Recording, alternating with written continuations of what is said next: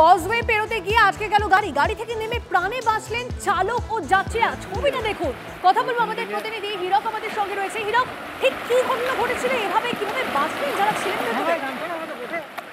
তনিষ্ঠা, যেটা জানা যাচ্ছে যে গত কয়েকদিন ধরে নিম্নচাপের জেরে বাঁকুড়া জেলায় যথেষ্ট বৃষ্টিপাত হয়েছে এবং তার ফলে দ্বারকেশ্বর নদের যে জলস্তর, সেই জলস্তরের যথেষ্ট উচ্চতা বৃদ্ধি পেয়েছে এবং স্বাভাবিকভাবেই বাঁকুড়ার পাশ দিয়ে যে দ্বারকেশ্বর নদ বয়ে গেছে, সেখানে যে মিনাপুর কজওয়ে রয়েছে, সেই মিনাপুর কজওয়ে জলের তলায়।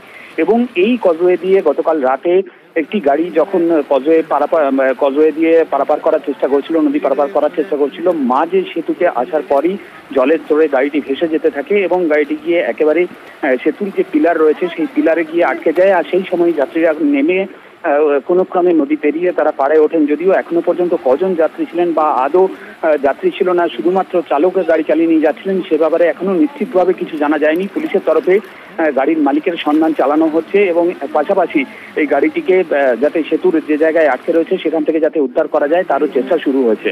তো মিস্টার এখানে আটকে গিয়েছে, জলের একটু জোর ছিল, প্রেসার।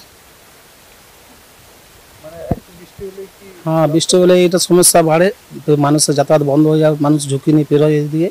গাড়িটাও তো রাত্রের বেলায় হঠাৎ করে যাওয়ার পথে গাড়িটির মানে ব্রিজ যে আগে ছিল সেটি ভেঙে যাওয়ার কারণে ওটি ভেঙে মানে এক সাইডে এই স্ল্যাবগুলো বসে যাওয়ার পরে গাড়িটি ওইদিকে একদিকে সরে চলে গেছে, ফেসে গেছে, রাতের অন্ধকারে হয়েছে।